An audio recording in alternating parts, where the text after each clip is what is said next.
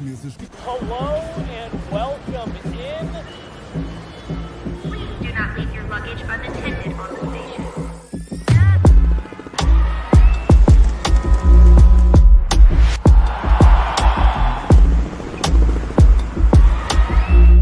Welcome to the show. Hello. Welcome to the show. How are you guys? Really quick off the top, I just was telling my producer this horror story, and I have to tell you because you guys are like my sounding board. Ordered some DoorDash tonight because I was snowed in, which again, kind of a hot take there. Like, does it feel morally wrong to order DoorDash when there's a snowstorm out? This is some people's living, so I know some people just grind it out. They've got cars for it, whatever. So we ordered some food. First one didn't make it to us because the woman ended up in the hospital with her daughter who got in a car accident.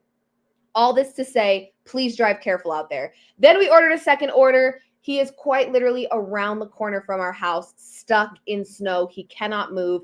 I'm having this internal battle of, do I need to go out there myself with a shovel? But my car is not going to be able to make it. It's just been a freaking mess over here. But thankfully, the Nuggets were not as much of a hot mess as I am tonight. I have not eaten dinner. That's fine. I did have a little bit of wine, so that's technically dinner, I guess. It was a celebratory glass of wine because the Nuggets looked awesome tonight. Honestly, one of those games, truthfully, that didn't need to be as close as it ended up being towards the end of the game. They had their best first quarter performance, kind of got a little slow in the second quarter, allowed this Miami Heat team to get back in this game despite not having Jimmy Butler. Jimmy Butler went down with an injury, so we didn't see much of him in this one. I'm not sure exactly how many minutes he clocked in this one. I can tell you, though, because I'll pull it up right now. Jimmy Butler, only 6 minutes. So we only saw 6 minutes of Jimmy Butler. Would this game have looked different with Jimmy Butler on the floor? Yes, it would have. I am not naive to that fact. This game, like I said, felt even closer than it should have been, okay? The Nuggets did get a win, but it ended up only being a 13-point win when it could have been a whole lot more. Like I said, really strong first quarter from this Nuggets team, which is something we have not seen yet this season. They've been starting slow. They've been finding their groove in the third quarter, but that first and second quarter, it feels like you're hanging on for dear life. Like, when are we going to play defense? When are we going to clean up turnovers? When are our threes going to start falling? The first quarter and the first half in general have just felt very slow, very lazy, very tired by this Nuggets team, but not today. First quarter, they outscored the Miami Heat 40-27, and then we allowed the Miami Heat in the second quarter to outscore us 33-31. We still went into halftime with an 11-point lead. That was very refreshing. That was very nice. And then, like I said, that third quarter dominance coming out of halftime, we outscored the Miami Heat 33-30. I say we as if I was out there. I was not. Doesn't matter, though. I'm a fan, so I was technically out there. I was screaming at the TV. That counts for something. And then in that fourth quarter, we actually allowed the Miami Heat to outscore us 32-31. So they got a little bit of an edge there. Again, making the game a little closer than it should have been because we only outscored the Miami Heat. Went into halftime with an 11-point lead. Then we only outscored them by 3 points in the third quarter, and then we were outscored by 1 in the fourth. So again, pretty big discrepancy between that first quarter play and then the rest of the game. I kind of don't know how to properly handicap this Nuggets team because it does feel like a roller coaster of emotions. I have a couple of hot takes off the top of the show. First and foremost is this. I have spent a lot of time on my shows explaining the magnitude of losing KCP and how important that was going to be this season for this Nuggets team, because you're a fool if you don't think KCP is exceptionally important to this Nuggets team and the success that they had in 2023. He was massive, and losing him was a very large fear of mine as we entered this season, right? 3-and-D guy, an older veteran, reliable, a leader on the court and also in the locker room, per what I've been told. So it was a loss to lose KCP. But here comes Christian Braun. And I have to absolutely spend a little bit of time praising CB. My biggest fear with CB as we entered this season was his three-point shooting. Could he make up for the loss of volume three-point shooting without KCP? And he is doing a pretty decent job early in this season at his three-point shooting. Okay, 3 of 4 from 3. And in the last few games, we have slowly seen his three-point shooting become more consistent, more reliable, more clutch. And it's been really exciting to see. So in this game, he was 3 of 4 from 3. Last game, 4 of 8. That's that volume three-point shooting. Keep taking the shots, but they have to fall, and they're falling for him. He was only 1 of 1 from 3 against Toronto, 3 of 5 from 3 against the Raptors. And before that, we saw some more inconsistencies. But in the last 3 games, we've seen CB really take off from the three-point line, and it's been really fun to watch. And I have to give all of my kudos to him. This was something he talked about in media day that he really wanted to work on. This was something that his coaches talked about in media day, being something that they wanted him to work on. He said he worked on it in the offseason, and it's showing. It's translating, and it's been really fun to watch CB play in this starting lineup. I'm very proud of him. I'm very excited for him. I think he has a very high ceiling. He's got that defensive upside that Julian Strawther doesn't have, but between the two of them, they are doing very, very well for this Nuggets team. Now, Julian Strawther, while we're on the topic of him, not a super great offensive performance from him. He had 6 points in this one, and he was 0 of 3 from 3. Tyler says, Jokic masterclass and a Nets tank masterpiece. Listen, it happens to the best of us, all right? The Nuggets have many more losses ahead of them. This is not a perfect basketball team.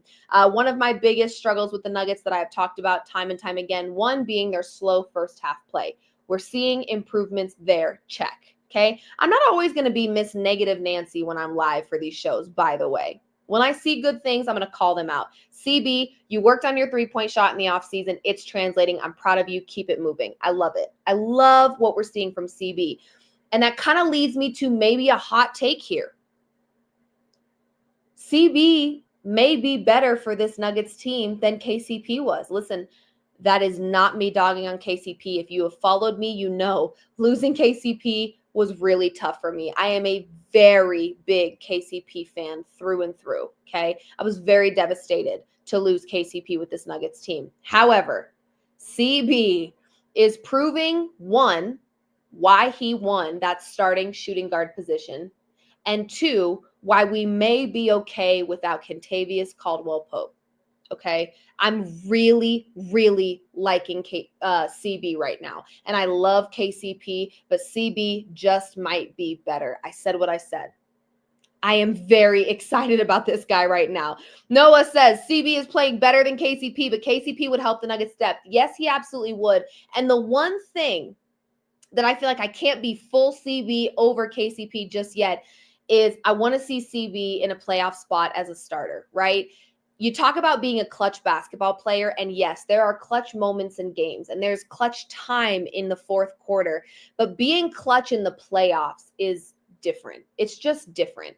And KCP, to me, unless a defense was locking him up, which I don't blame them because he would be a priority for me if I was a coach on the other side of the ball trying to play defense, because he does have that volume three-point shooting and he can be that guy, especially in the clutch in the playoffs.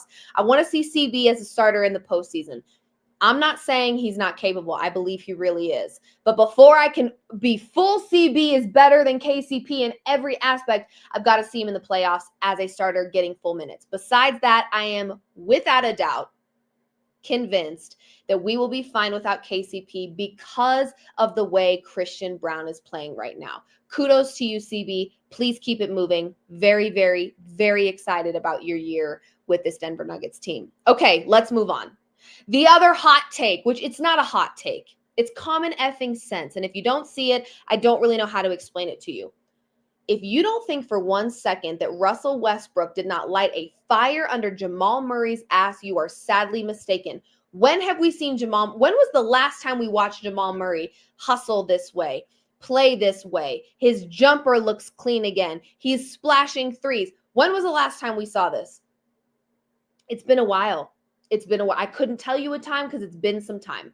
Okay, it's been a while since we have seen Jamal Murray being Jamal Murray, being max contract Jamal Murray, being the Jamal Murray that the Nuggets paid for. They didn't pay for 12-point games. Come on, Jamal, you know that.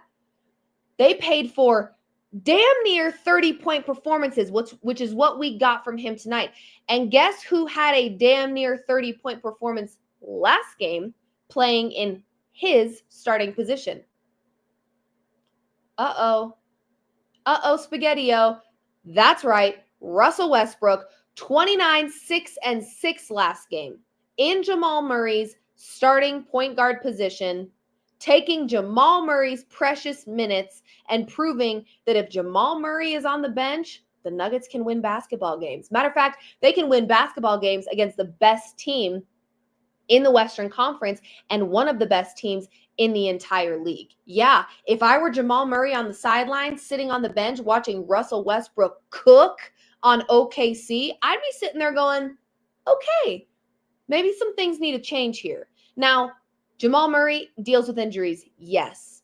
Every player has bad games, yes. But what I will stand by and how I have felt for some time is Jamal Murray's production has been a direct result of injuries here and there, yes. Bad games here and there, yes. But mostly lack of effort. One thing you can never take away from Russell Westbrook is effort. And you are crazy as hell if you don't think Jamal Murray sees that. The first question they asked Jamal Murray after a 28, 4, and 6 game, 4 of 10 from 3, was how has Russell Westbrook changed this team?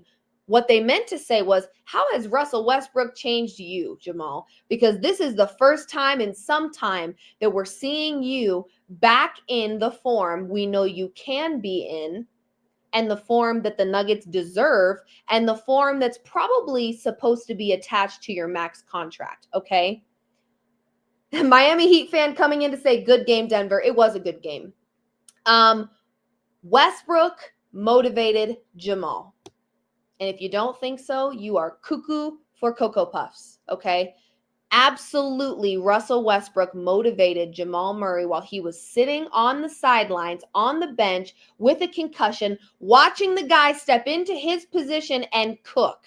If Westbrook has another 30-point game, Murray will bring his A game every time, period. That is the fact of the matter. When I was watching this game, I wanted Jamal Murray to thrive. Do you guys understand that every time I am hard on Jamal Murray, or I'm tough on him, or I'm his biggest critic, it is only because I want him to prove me wrong.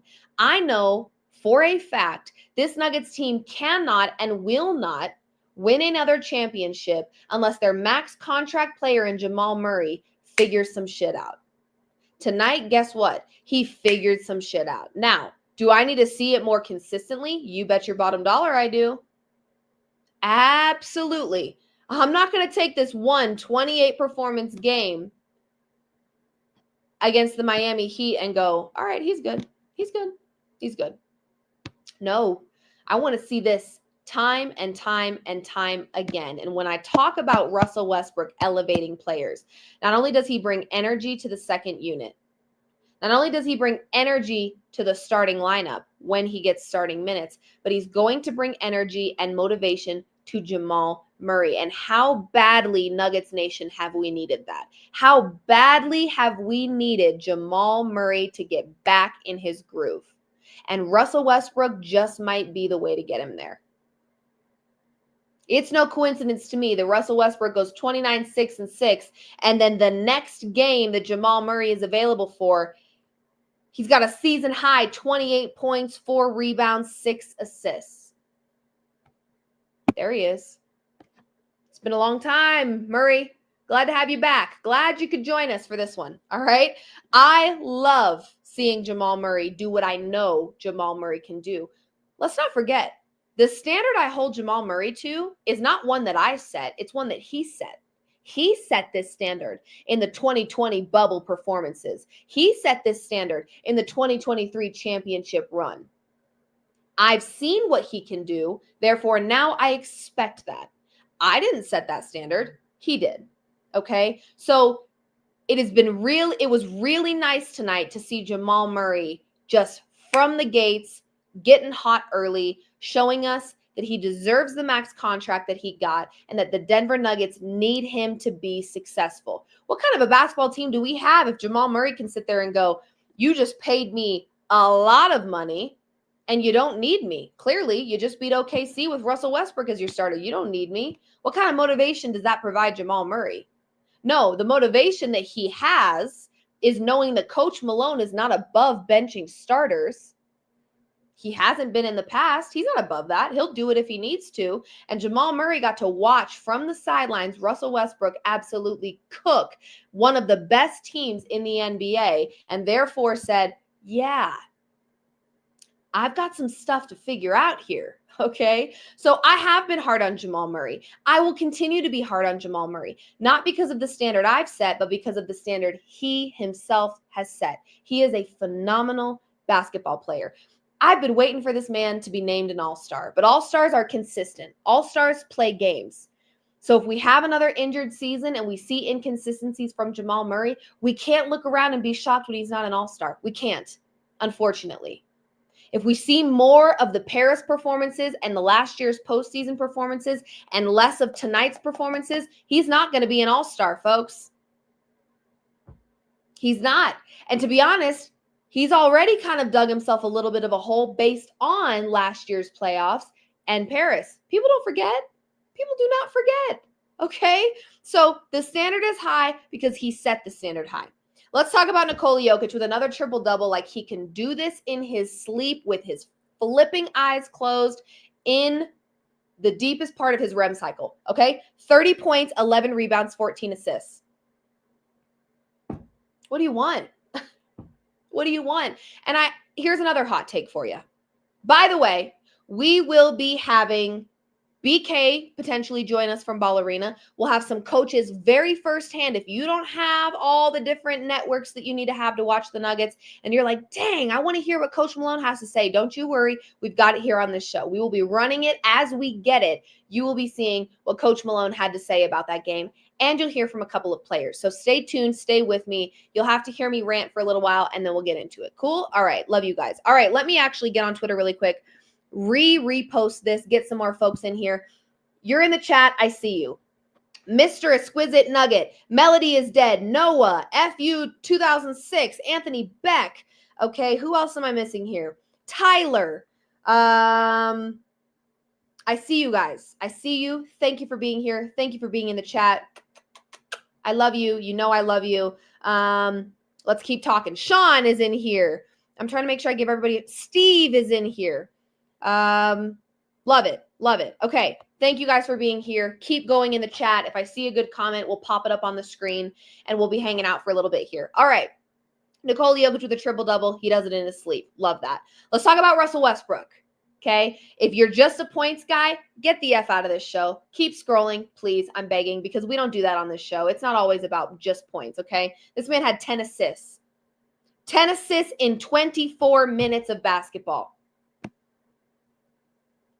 Westbrook haters, keep going. I mean, at this point, it's going to start getting hilarious how much Westbrook haters are not understanding the vision here, okay? There is a vision here. There is a reason that Denver sought out a 17-year vet.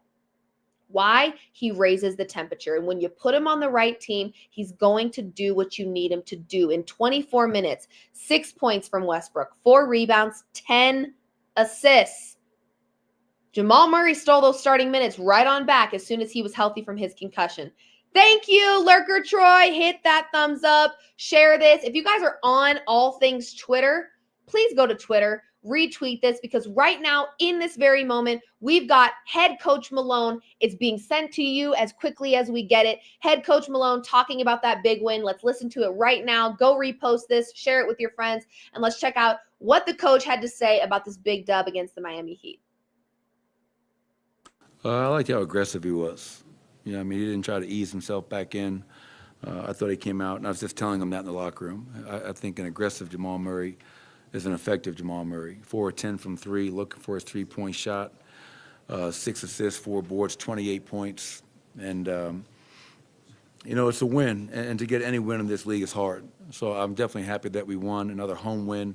I think we're 6-1 now in our last 7 games. But right now, we're winning with our offense, you know, and at some point that's going to stop, and our defense must improve.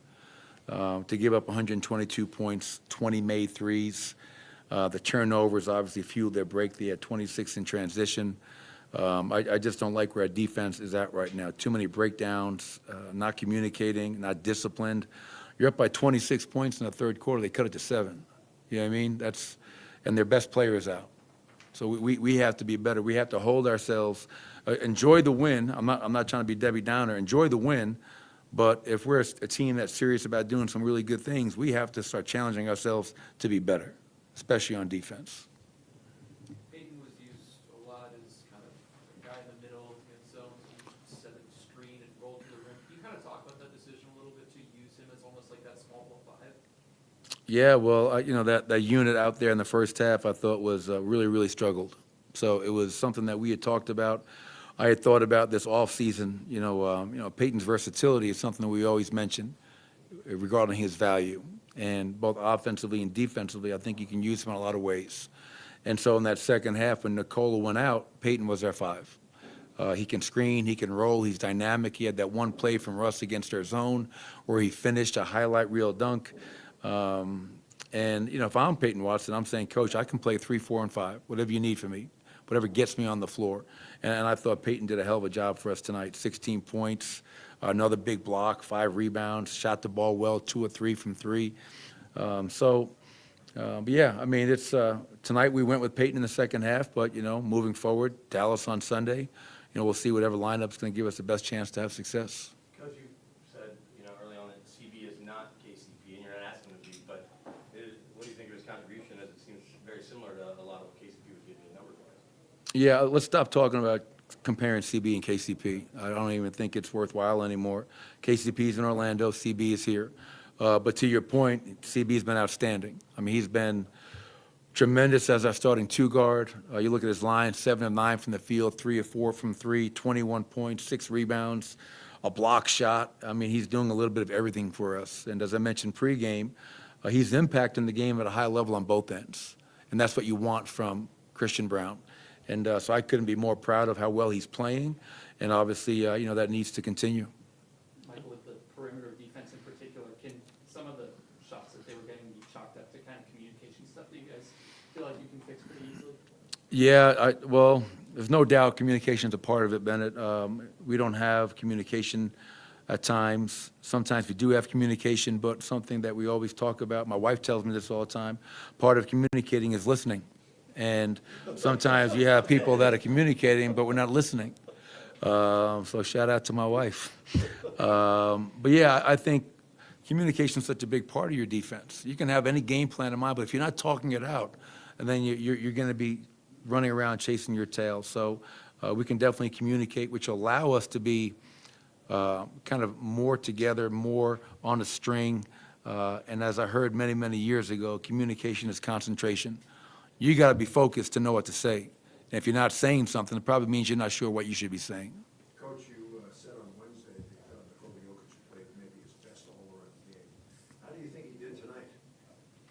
I don't think it was as great as the other night, because the other night was historically great, but I think he was pretty damn good tonight, Marlo. I'm glad you brought him up. 30 points, 14 assists, 11 rebounds, 2 steals, and he goes 11 of 13 from the field. And as I mentioned pregame, they're a good defensive team, and Bam's a very good defensive player, but that just kind of speaks to Nikola's greatness and how effective he can be every single night, regardless of who we're playing, regardless of the coverage, regardless of who he's on the court with. He's going to find a way. And, I never get tired of watching Nikola Jokic and his consistent greatness. What does this say? Russ came in and had to start for 3 games and played great, was scoring at 29 the other night. Not big scoring minutes tonight, but still got 10 assists and still active. And you talk about communication, those timeouts, he was very vociferous. Yeah, I like belligerent too. Yeah. Which I think is great. That shouldn't always have to come from me. Hold each other accountable, get pissed at each other. That's okay, man. I mean, at the end of the day, when we come back tomorrow, we're still going to love each other. And to your point, you don't have to have a big scoring night to impact. We have a lot of guys that can score. I mean, the last 7 games, I think we lead the league in scoring. So the offense isn't the issue. But for Russ to come off the bench, give us 10 assists, 4 rebounds, only 2 turnovers, knocks down 2 threes, and the pace in which he's playing with is igniting this team to be a team that is running. Again, tonight we had 25 more fast break points, and I think it's not just Russell Westbrook, but he's a very big part of that. On the offensive side, how do you feel the young guys are doing, specifically being in their spots, spacing the floor, and then cutting up with proper timing? I think it's a work in progress. I think it's improving, from where it was to start the season and now through 9 games. We watched some film from the OKC game today, and we had so many examples of Nikola posting, and that's really the most important spacing. 2 things, when Nikola and Jamal play 2-man game, and when we post up Nikola and they're going to double team. You have to space correctly, you have to react accordingly, and we did it right a lot of times, and there are other times where we had 3 guys on top of each other. So there's definitely room for growth, Adam. But I think overall, I think our guys are getting pretty comfortable with where they need to be and reading and reacting to the defense. Because I learned this when I was playing CYO basketball at St. Agnes. The defense always tells you what to do, and you can't, kind of make it up as you go. You got to read the defense and react, and I think our guys are getting better. Get home safe, everybody. Oh, please say it louder, Coach Malone, for the people in the back, the West Brick haters, the Lakers fans, the Clippers fans. You don't have to score to make an impact, all right? Westbrook coming off the bench, 10 assists, 4 rebounds, only 2 turnovers, splashing 2 threes in your face, playing with a high pace, playing defense, hustling on both sides of the court. Sounds like a basketball player. Sounds like a basketball player that's a really good one, in my opinion. Yeah, you don't have to be scoring points to make an impact, folks. So for those of you still being Westbrook haters, I don't know what to tell you. 29, 6, and 6 last game, and in 24 minutes, he's got 10 assists, 4 rebounds, 6 points. Still proud of that. 2 of which were 3. They were both threes. 2 of 3 from 3. 6 points for Westbrook. Okay, only 2 turnovers. This man is elevating this team. More importantly, he motivated Jamal Murray. And how badly does this Nuggets team need Jamal Murray? Pretty stinking bad. Speaking of Jamal Murray, we've got his clip. We've got his post-game interview. I'm hoping we see a few smiles in this one because what a game by Jamal Murray, especially coming back from a concussion. So let's hear what Mr. Jamal Murray has to say about that win against the Miami Heat.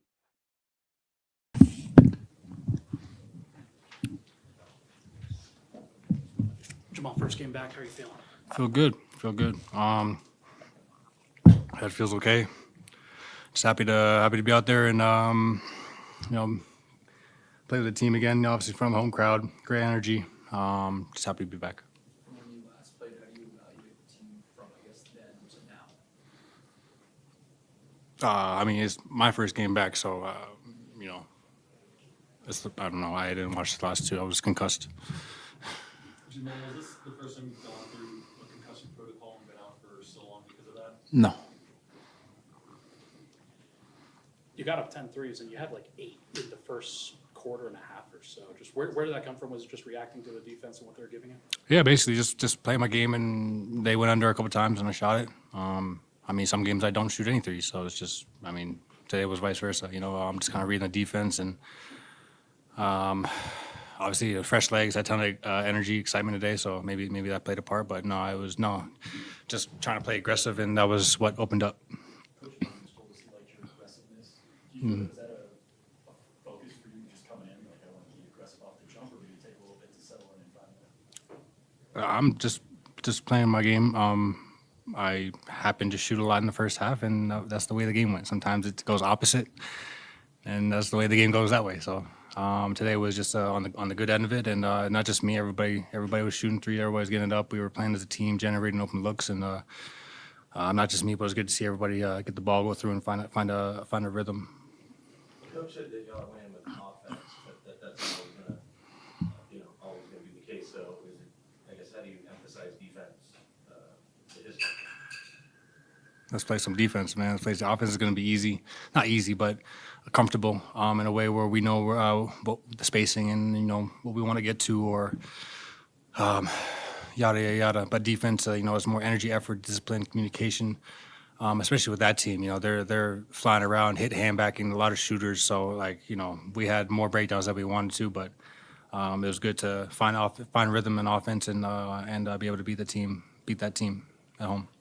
It did seem like as a starting unit, you guys were able to generate shots pretty easily tonight, and about as easily as you have all season, I think. How comfortable are you guys as a unit just kind of implementing someone like Peyton when you need to for a few games of errors out, or whether it's Christian at the beginning of the season having to fill in and kind of just letting that go smoothly, I guess?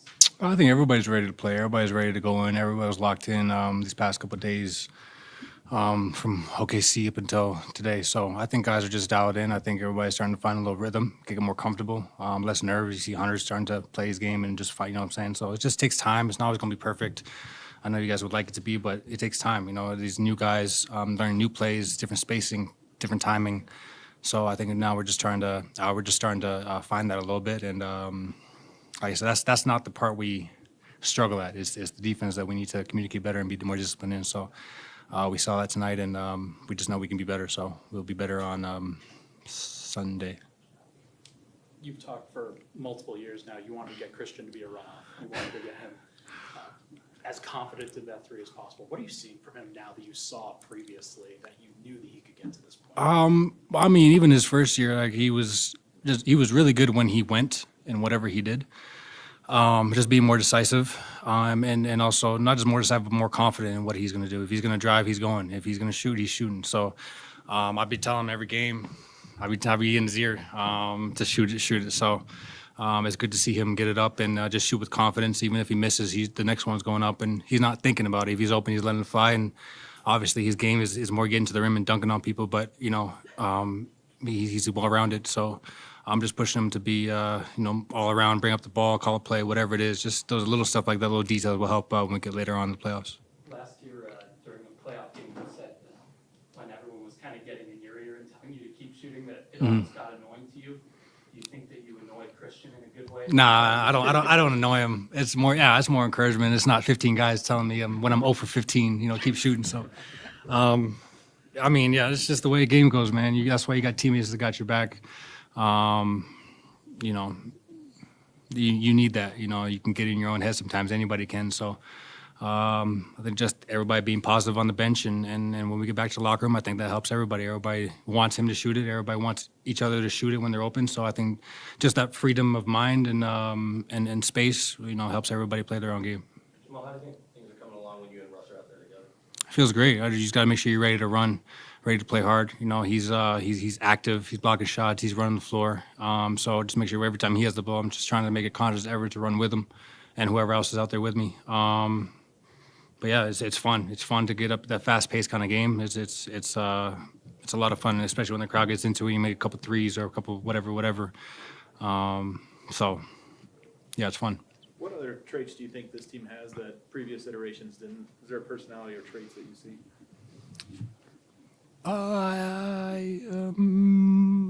Maybe I don't know. Maybe too early to tell. Maybe I don't know. I'll have to give you more thought into that. I don't want to give you a bad answer. One more. Nikola right now, he's just unbelievable, just as he often is. This is kind of a different version of a perfect game for him. Just what are you seeing from him on a night-in, night-out basis?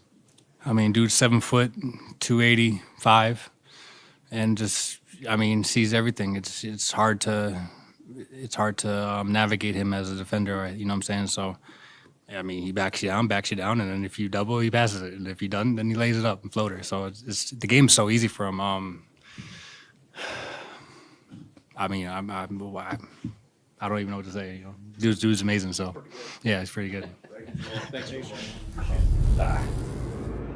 Nikola Jokic even leaves his teammates speechless. Yeah, there really isn't a lot you could say about how great he is. I've seen some of the comments rolling in, and I want to just say this.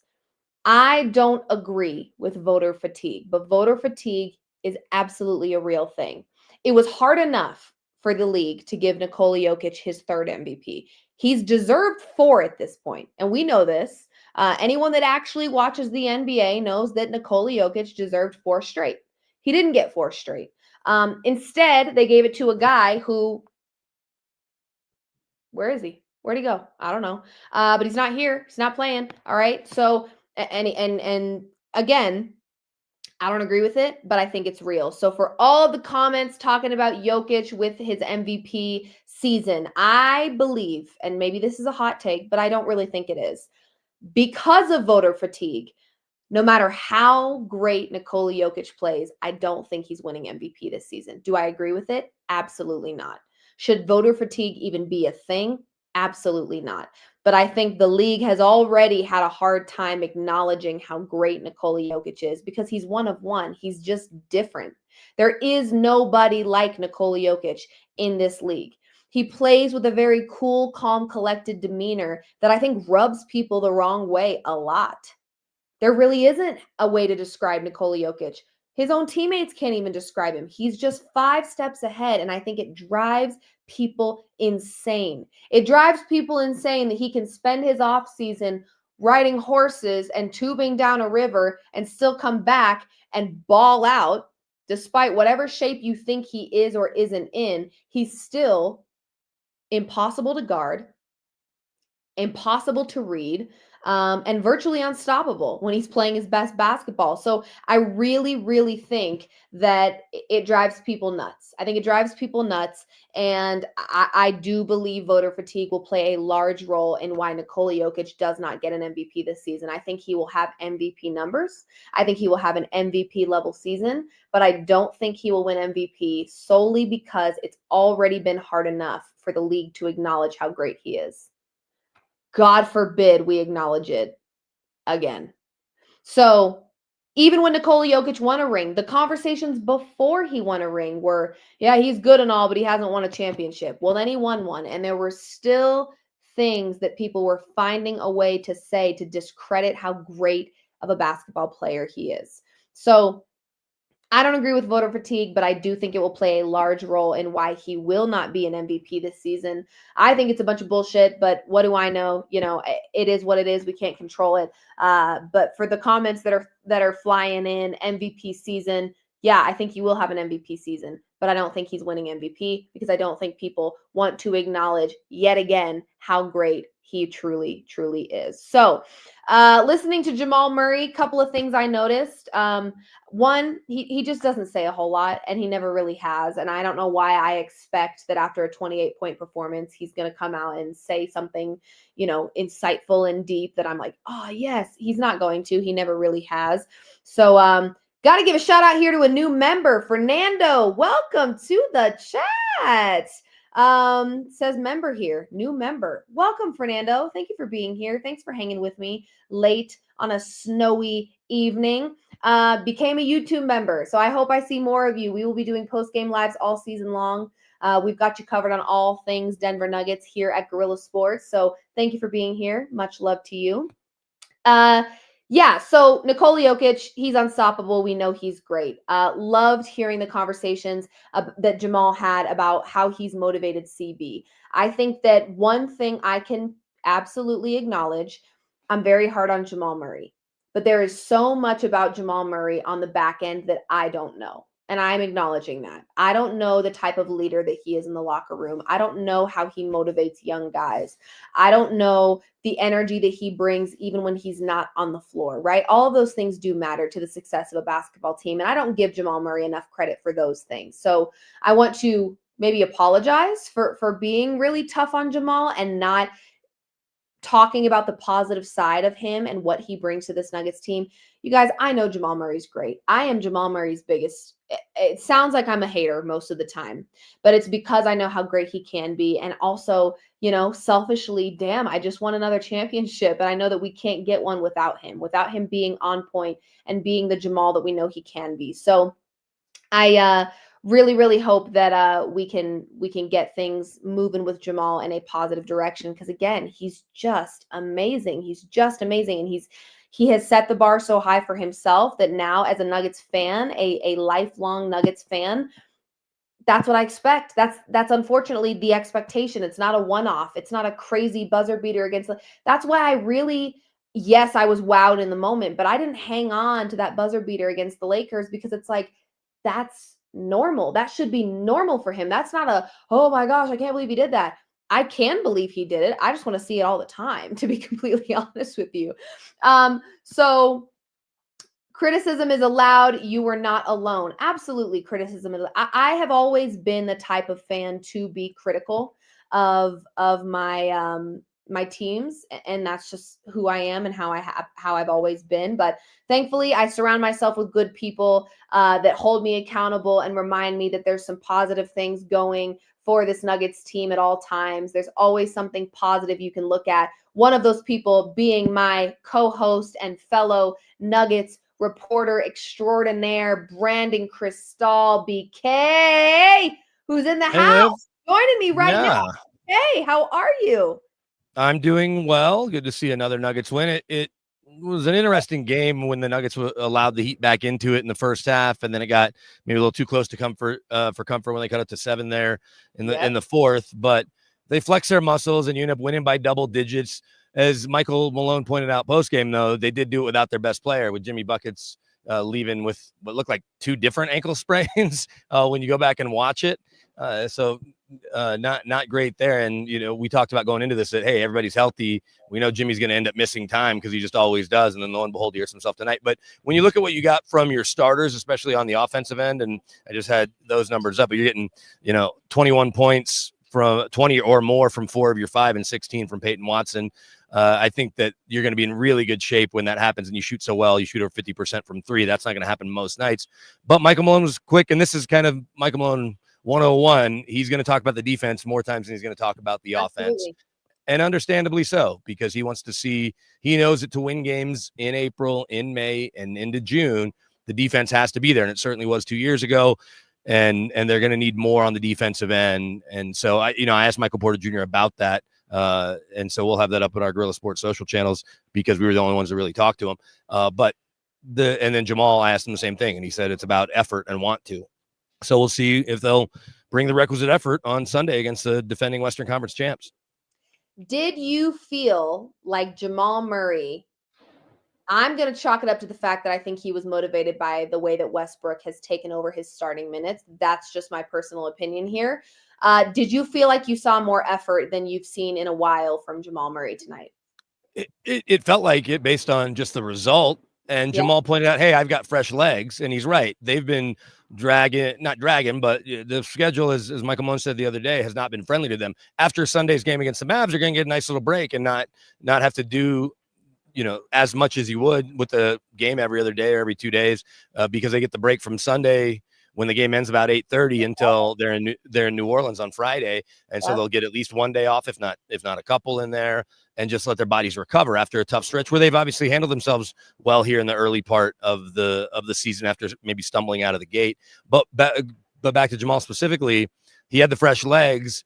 And then I asked him, because I think it is a work in progress. It feels like it, how he likes being out there with Russ. And this is something you and I talked about on off court, that maybe Russ will, some of the intangible stuff might rub off and all that, but just the effort and the energy that Russ brings every night, it's going to be fascinating to see how Jamal over the next 4 or 5 years plays, 4 years with the contract, how he plays having played with Russ, and does that just get him every night to turn it up more than maybe he did. As I don't say he was coasting, but feeling his way through the season or taking it at the pace he takes it at, even in years when he's been healthier than not.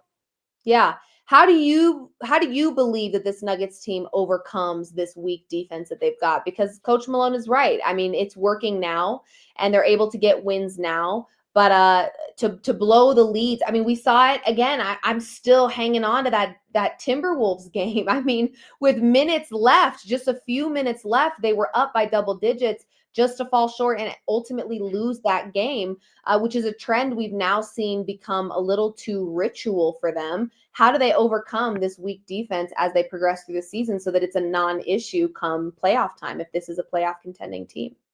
Well, I think that there's one obvious answer, and getting Aaron Gordon back in a couple weeks will help because what he means defensively. Yeah. But Peyton Watson, the more he plays and the more he plays and the more he plays, and then he's in there as the backup center, and in the modern NBA, you can certainly get away with that. And so we'll see that more. But guys like Julian Strawther, who just needs to play more, Hunter Tyson, and then certainly with the way Russ plays defense, we talk about that rubbing off on Jamal. We saw, I think, in the run to the championship, Jamal didn't want to be the guy that was pointed out. Not that teams weren't maybe looking for him at times. I get that, but you can't be the guy that the other team's hunting all the time. And when you know that defense is mostly about effort. I get athleticism and ability matters, but mostly effort.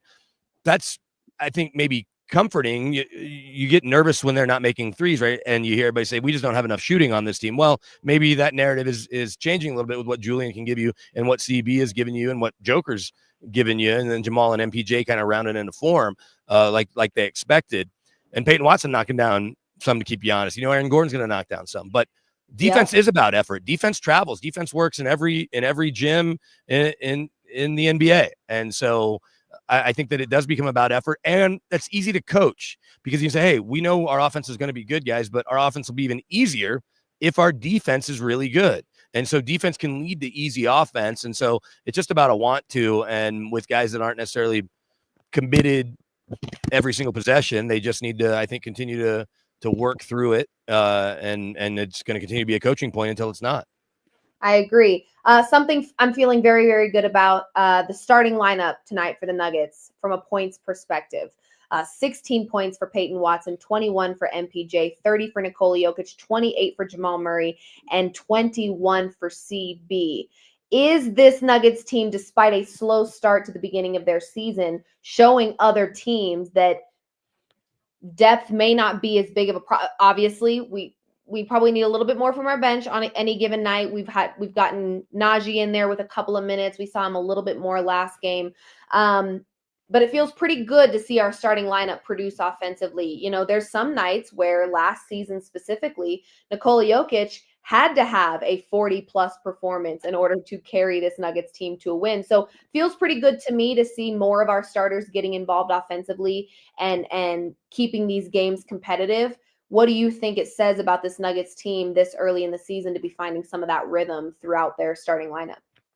Well, I think what makes it encouraging is there's guys that aren't necessarily going to be counted on to start all the time. Russell Westbrook, when he's thrust into the starting lineup, he gives you, certainly on Wednesday, vintage Russell Westbrook.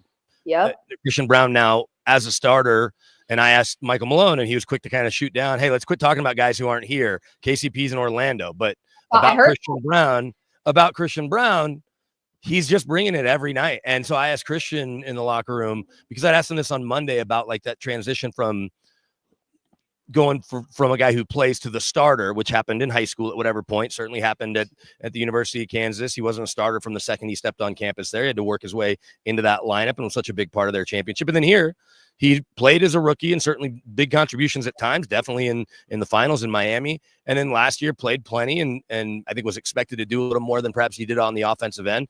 But now the one thing is, as Michael Malone even pointed out when he was kind of describing all the things he's doing, he talked about CB's defense. So CB has stepped into the guy who is your defensive dog every night and is relishing that role, I think, as well. And he said that, when I was over there on Monday at the shoot around and talking about that, the reason I'm going to be on the court, the reason I've gotten on the court to this point has been for all the intangible stuff, for the stuff that may not show up in the stat sheet. But it is a bonus when he is scoring 15 points a game, 16, 18 tonight, 21, knocking down 3 of 4 threes, just being willing to take that open shot. But I think that as these young guys are getting thrust into these new roles, the depth becomes less of a question, and it becomes about Michael Malone figuring out exactly how to play these guys as Hunter Tyson's getting more minutes. And when AG is back, that might cut into Zeke Najee's minutes. But I think you'd like the kind of top 9 that you'd have with AG healthy, with what you're getting from Tyson and from Russ off the bench, and then from P-Watt when he comes off the bench, and certainly Strawther off the bench. I know it's early, but I'm seeing a couple of comments saying the same sort of thing. And of course, we saw some on our show earlier this week.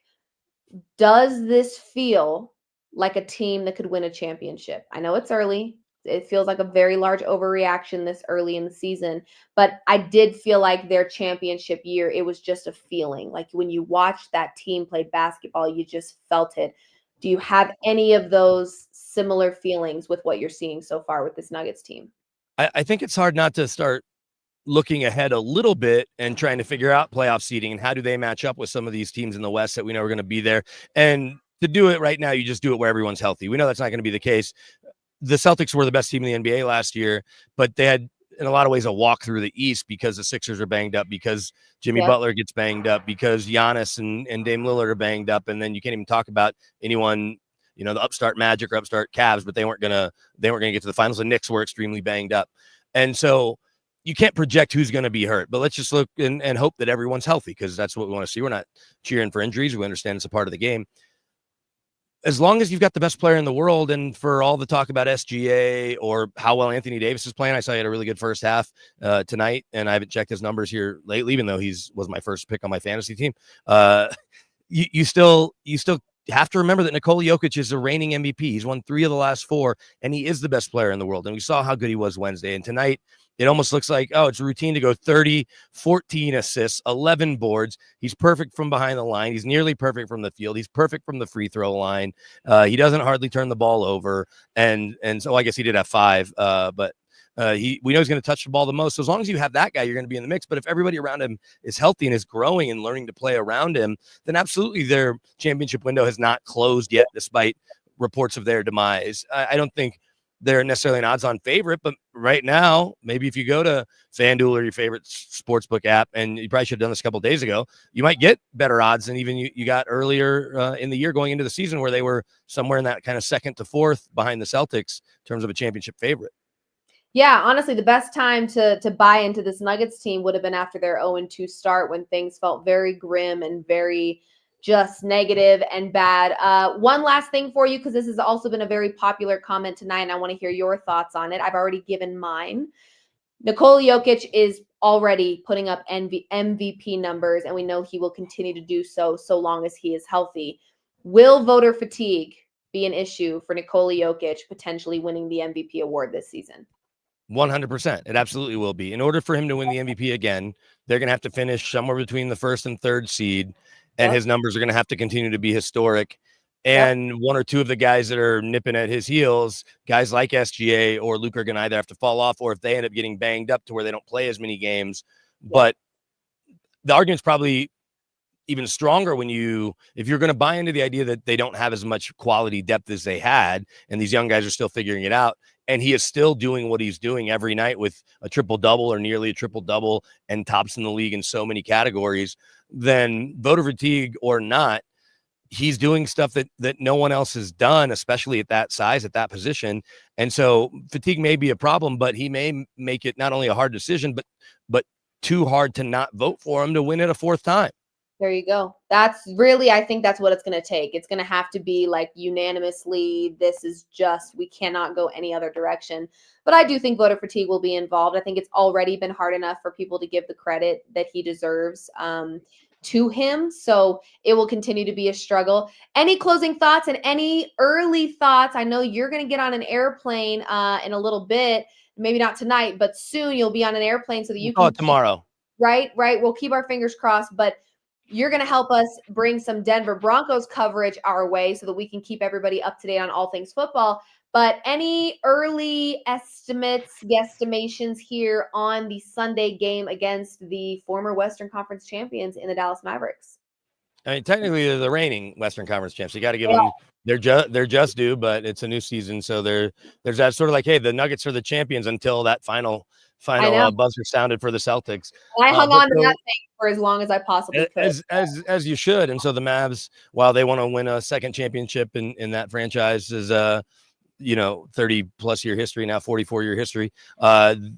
They're a really good team with one of the 3 or 4 best players in the world. Certainly he's in the top 5, and Luka and Kyrie showed last year why he was worth that extension that they gave him. It seemed silly at the time, but those 2 guys they play well together. They're as good a backcourt combo as you have, and certainly as Luka's as challenging a matchup at times as Joker is, because he's just so unique. And the Nugs are going to throw CB at him. They'll throw a little bit of Westbrook. They'll certainly throw some MPJ at him, some Peyton Watson, to try to make it as hard as possible. But Luka's still going to get his, and then the Mavs play really well around him. But there's no reason to think the Nuggets aren't going to do what they've done in so many years here now recently, and even going back to the George Karl teams that were so good at home, that they are now holding serve. Yes, they stumbled out of the blocks those first 2 games, but they've clearly hit their stride now, won these last 4 games at home and won 6 of their last 7 or 7 of the last 8, whatever it is, 6 of their last 7. And so I think that, well, I guess it is 7 of the last 8 if they're whatever their record is. So I think that they're in really good shape coming into Sunday's game. So I'm certainly not going to pick against them. It'll be a close game. It'll probably look like the one today. I don't think they're going to run the Mavs out of the gym, but I like their chances here on Sunday as well. I agree. BK, please get home safe. I was talking to them earlier before you hopped on that we had 2 separate DoorDash orders tonight that we ordered for dinner because we got obviously snowed in. And one of the DoorDashers ended up at the hospital with their daughter who got in an accident because of the roads. And the other one got stuck around the corner right near our neighborhood, ended up canceling the order. Somebody had to go help them with a shovel. I was about to head that way, but the game had ended. I was like, I've got a post-game live. I also drive a small car. I don't know what to do. It's been a mess. The roads near me anyway are a nightmare. So please get home safely. Let me know. I'm big on text me when you get home. So let me know when you get home safely and have safe travels, hopefully, to Kansas City so you can give us all things Denver Broncos on Sunday. And then I'll be hopefully chatting with you very soon. Sounds great, Liv. I appreciate it. Awesome. Bye, BK. All right, you guys, before we get out of here, I know it's getting late. We have 1 minute only of MPJ talking. I believe Guerilla Sports might be the only team to get MPJ on camera. So you're getting a first look at Michael Porter Jr. and what he has to say after that win. So let's check out what he's got to say about not only his performance, but the team's performance against the Miami Heat tonight. Cool. I just wanted to ask about kind of what you've seen from Christian behind the scenes in terms of a shooting standpoint and just kind of where his offense has gone. He's almost basically become a rut off the last couple of games, it seems like. Yeah, no, he's been shooting the ball, but he put the work in. It's not an accident when you can shoot the ball like that. He spent every day in the summertime shooting probably making 500 threes. I saw him come in every night when I was in here.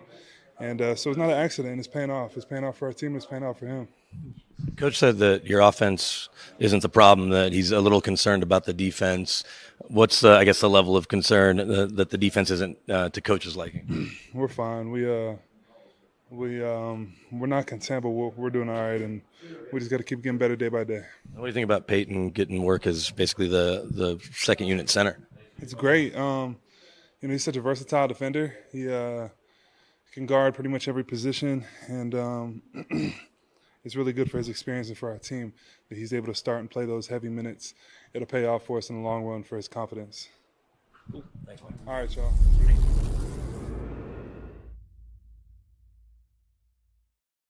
Love the hustle there by BK to get in the locker room and put a microphone in front of MPJ's face while he was ready to get out of there.